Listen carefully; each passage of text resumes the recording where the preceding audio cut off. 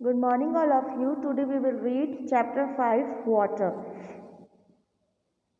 Water, जैसे कि आप भली भांति परिचित हैं, वाटर मीन्स जल, पानी. When you think of water, what images come to your mind?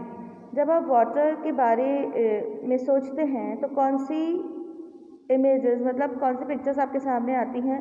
You think of reverse, the waterfalls, the pitter patter of raindrops. आप नदियों के बारे में, झरनों के बारे में, पीटर पैटर रेनड्रॉप्स के बारे में सोचते होंगे, मतलब बारिश की बूंदें आपके जहन में आती होंगी.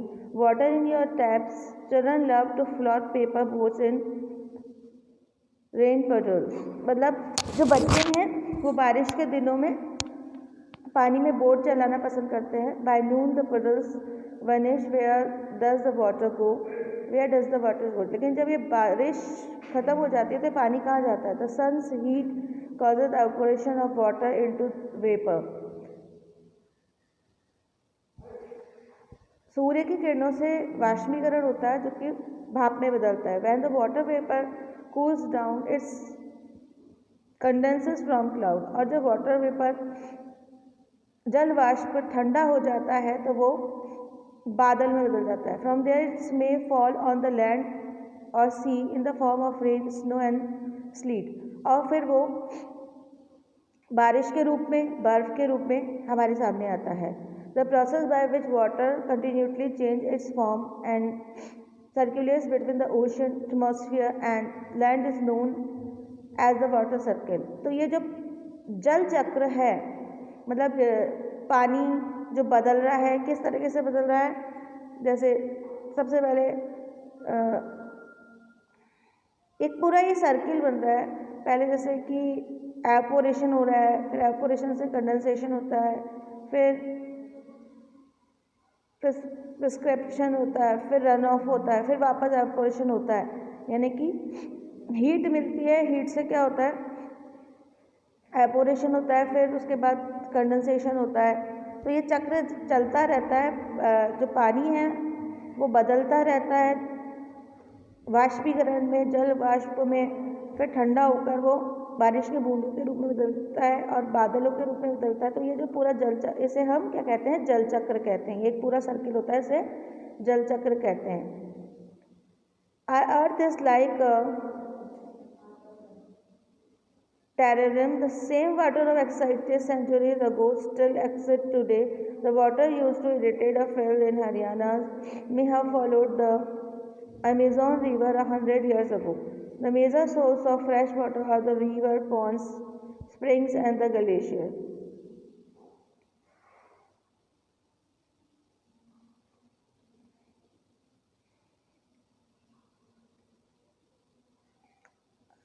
आज जो ज़्यादा पानी का यूज़ कहाँ होता है? सिंचाई के लिए होता है. विशेषकर यदि हरियाणा में देखें तो हरियाणा में जो अमेज़न रिवर है उससे सिंचाई होती थी. The major source of fresh water are the rivers, pond, springs and the glacier. तो ये जो सोर्स ऑफ वाटर है, यानी कि जल के प्रमुख स्रोत हैं, वो हैं नदी, तालाब, कुएं और glacier. The ocean bodies and the seas content salty water. महासागरों में, समुद्रों में खारा पानी पाया जाता है. The water of the oceans is salty और saline as its contain large amount of dissolved salts. समुद्री पानी बहुत खारा होता है और इसके अंदर बहुत ज़्यादा मात्रा में नमक होता है. Most of the salts is sodium chloride और common table salt that you eat.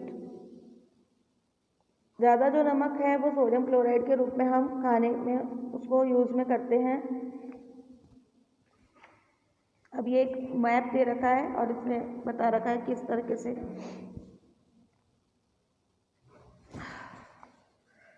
World major seas, lakes and river. इस मैप में आपको बता रखे कि कहाँ का समुद्र है, कहाँ झीलें हैं पूरे वर्ल्ड में और कहाँ पर रिवर्स हैं. तो आप ये देखिएगा मैप. उसके बाद है distribution of water bodies.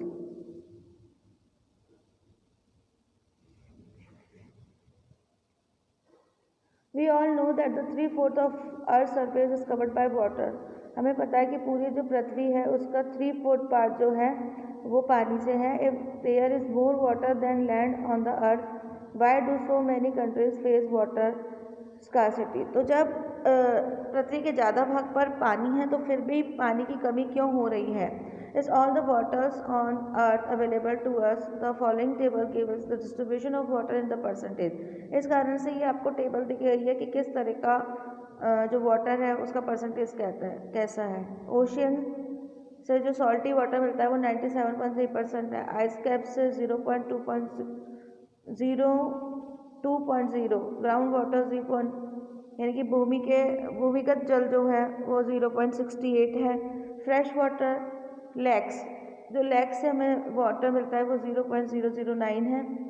Iron sea and salty lake 0.009, atmosphere और रिवर, इन सब का मिलाकर इस तरीके से परसेंटेज होता है और इन सब से हमको इस तरीके से वाटर मिलता है। Water distribution can be demonstrated by the simple activity. Water distribution को हम इस सिंपल एक्टिविटी से भी समझ सकते हैं।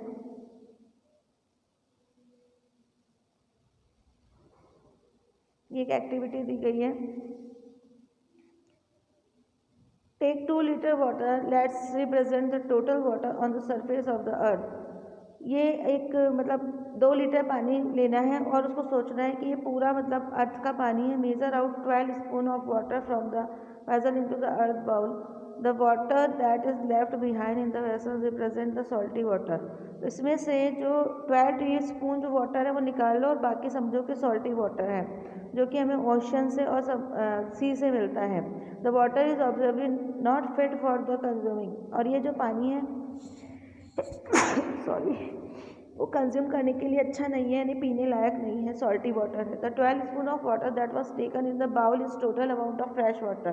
तो इस पूरे पानी में से यानी कि 2 लीटर पानी में से जो हमने 12 स्पून ऑफ वाटर निकाला है वही पानी पीने योग्य है। The figure shows that the distribution of this fresh water, तो ये जो आपको इस टेबल में बताया गया है तो वो डिस्ट्रीब्यूशन ऑफ वाटर बताया गया है। 12 जो टी स्पून है वही पीने लायक है पानी। See for your self how much water can actually be use by you. तो अब आपको ये देखना है कि किस तरीके का पानी आप पीते हैं और किस तरीके से आप उसको, इतना कम पानी जो कि पीने लायक है उसको आपको कैसे यूज़ करना है। Water is absolutely essential for the survival. जल सभी के लिए बहुत ज़रूरी है। Water alone can catch our thirst when we are thirsty. पानी ही वही चीज़ है जो हमारी प्यास बुझाता है। Now don't you think we are wasting a precious resource when we use water carelessly. अब आप सोचें कि यदि हम पानी का सावधानीपूर्वक यूज़ नहीं करेंगे और उसे बेकार करेंगे तो फिर हमें वो कैसे मिल पाएगा। ये कोलाज दिखाया गया है जिसके अंदर बताया गया कि वाटर क्यों इम्पोर्टेंट है और इसे हम कैसे कंजर्व कर सकते हैं। तो वो सारी चीज़ें ये पेपर्स की कटिंग है। उसके बाद ओशन सर्कुलेशन, ओशन जो होता है उसका सर्कुलेशन कैसा होता है उसका। There is something magical about walking bare feet on the sea shore, the wet sand on the beach, the cool breeze, the seabirds, the smell of the salt air, and music of the waves. Everything is so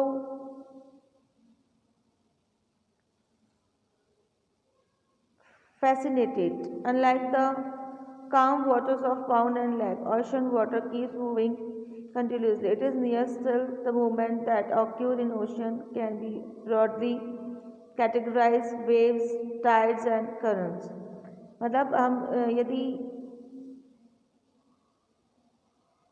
किसी महासागर के पास में जाते हैं या समुद्र के पास में जाते हैं तो हमें वहाँ का, यदि उसके बारे में सोचते हैं तो वहाँ का एक सीन याद आता है कि भाई वहाँ की गीली गीली सी मिट्टी होती है, ठंडी हवा बह रही है, बर्ड्स उड़ रहे हैं, लहरें जो है वो उठ रही है और फिर थम रही है।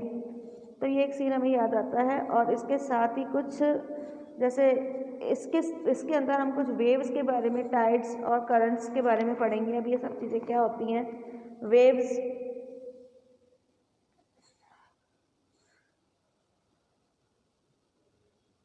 when you are playing throw balls on beach and the ball fall into the water, what happens? यदि आपने कोई बॉल से खेल रहे हो और वो बॉल पानी में चली गई तो क्या होता है? It's fun to watch how the balls get washed back to the shore by the waves. When the water on the surface of the ocean rises and falls, alternately they are called waves. तो पानी की लहरों से जो आपकी वो ball है वो गीली हो जाती है और आके उससे छूकर चली जाती है, तो यही चीज़ें लहरें कहलाती है, यानी कि पानी का उठना और थम जाना।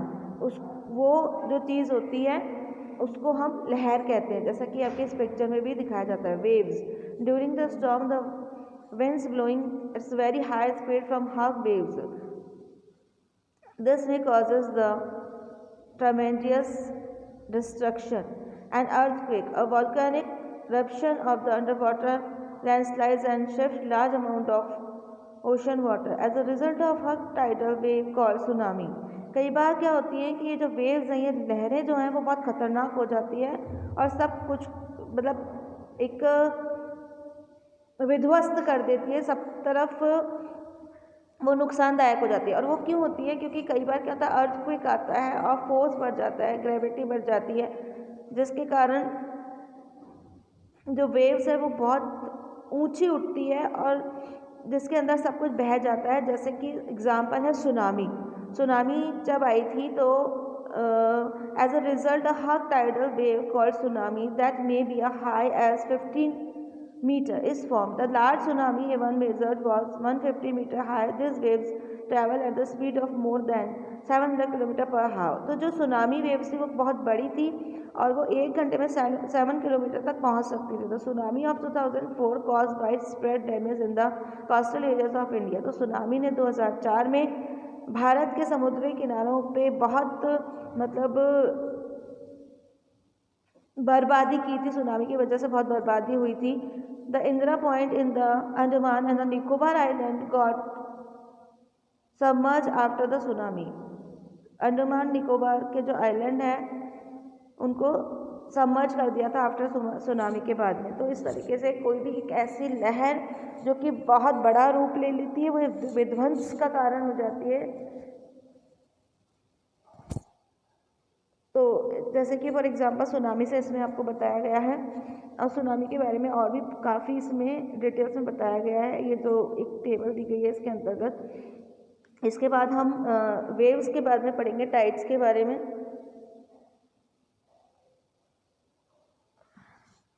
The rhythmic rise and fall of ocean water twice in a day is called Tide.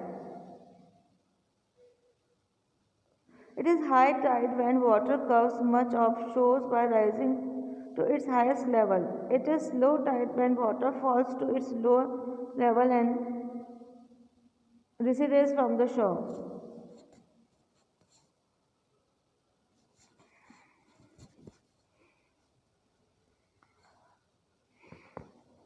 किसी महासागर में पानी का अचानक से उठना दिन में 2 बार, यानी कि एक पीरियड निश्चित होता है, तेज तरीके से उठना और फिर थम जाना, इसको टाइड कहते हैं। और जब तेज़ी से उठता है तो वो एकदम हाईएस्ट लेवल तक उठता है और जब वापस नीचे आता है तो लोवेस्ट लेवल तक आता है।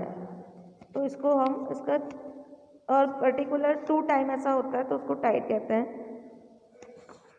The strong gravitation pull exerted by the sun and the moon on the earth's surface cause the tides.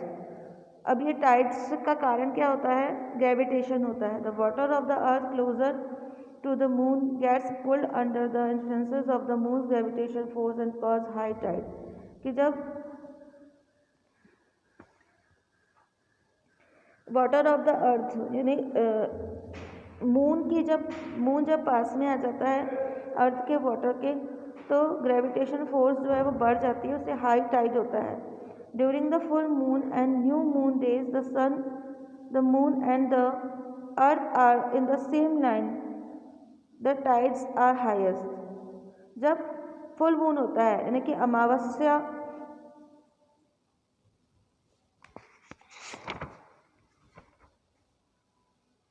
नहीं, फुल मून मतलब पूर्णिमा की जो रात होती है एंड न्यू मून, और जब नया मून आता है अमावस के बाद, the sun and the moon and the earth are same line, और जब फुल मून होता है तब फुल मून होता है, और जब नया मून उसके बाद जब उदय होता है, तो ऐसे समय में, इस टाइम में सन, मून और अर्थ एक सेम लाइन पर होते हैं, तब हाईएस्ट टाइड होता है उस समय।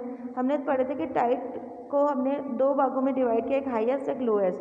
तो ऐसे समय में जब सन, मून और अर्थ एक ही लाइन में होता है तो हाईएस्ट टाइड होता है। This tides are called spring tides, इसको हम स्प्रिंग टाइड्स कहते हैं। But when the moon is its first and last quarter, the ocean water get drawn in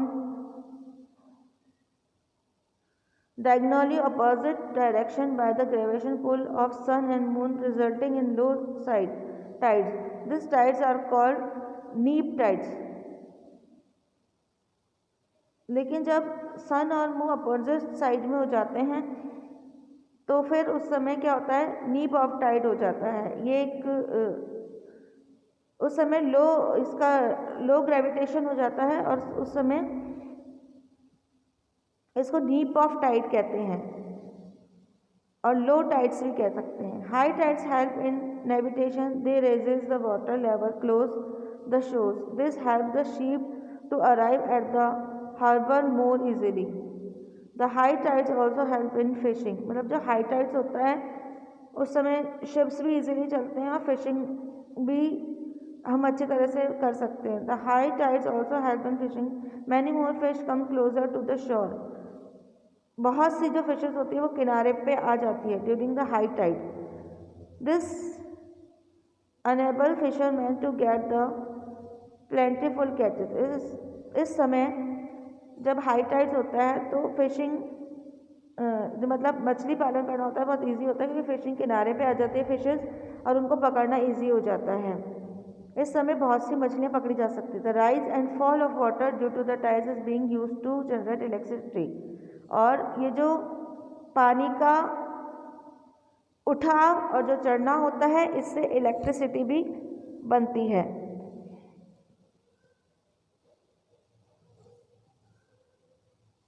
ocean currents, ocean currents are a stream of water falling constantly on the ocean surface is definite the direction. The ocean currents may be warm or cold. The warm ocean currents originate near the equator and move towards the pole. Ocean current जो है उसमें जो warm ocean current होता है वो equator से पोल की तरफ जाता है। The cold current carry water from polar और हायर लैटिट्यूड्स टू ट्रॉपिकल और lower latitudes. The Labrador ocean current is cold current while the Gulf Stream as a warm current। तो यानी कि जो अलग अलग ओशंस हैं उनके जो करंट के बारे में बताया, जैसे कि लैब्राडोर ओशन है उसमें कोल्ड करंट होता है, गल्फ स्ट्रीम जो होता है उसमें वार्म करंट होता है। और ये जो करंट उठता है वो कैसे उठता है, इक्वेटर से पोल की तरफ जाता है। The ocean current influence the temperature conditioner of the area. Warm currents bring out warm temperature. यदि कोल्ड करंट होता था तो उससे कोल्ड टेम्परेचर हो जाता है, वार्म करंट से वार्म टेम्परेचर होता है अर्थ की सरफेस के ऊपर, यानी कि इससे हमारे तापमान में भी अंतर आता है। The areas where the warm and cold currents meet provide the best fishing grounds of, और जहाँ पर दोनों समान रूप से रहते हैं कोल्ड एंड वार्म करंट्स, वहाँ पर वही होता है कि सबसे अच्छा वहाँ पर फिशिंग हो सकता है, मछली पालन हो सकता है। Seas around the Japan and the eastern coastal of North America are such example. और इसका सबसे अच्छा उदाहरण क्या है, समुद्री किनारे नॉर्थ अमेरिका के और जापान के। The areas where the warm and cold current meet also experience foggy weathers making its difficult for navigation.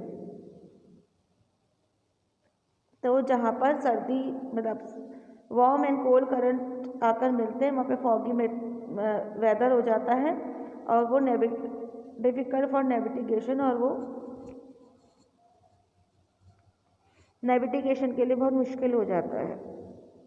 तो फिशिंग के लिए तो इनका मिलना अच्छा रहता है, पर लेकिन लेविटिकेशन के लिए ये सही नहीं होता है। तो इस तरीके से इस चैप्टर के अंदर आपको वाटर के बारे में बताया गया कि वाटर का कैसा परसेंटेज है, हमें कितना पानी पीने लायक है, वाटर कहाँ कहाँ से हम कंज्यूम करते हैं और किस तरीके से, जैसे ओशन है उसके बारे में ज़्यादातर बताया गया, उसके अंदर वेव्स के बारे में बताया गया, वेव्स में सुनामी का एग्जाम्पल दिया गया, ओशन करंट्स के बारे में बताया गया कि ओशन जो करंट्स हैं वो कोल्ड और वार्म होता है और उससे टेम्परेचर पर, हमारा जो अर्थ सरफेस है उसके टेम्परेचर पर बहुत इफ़ेक्ट पड़ता है।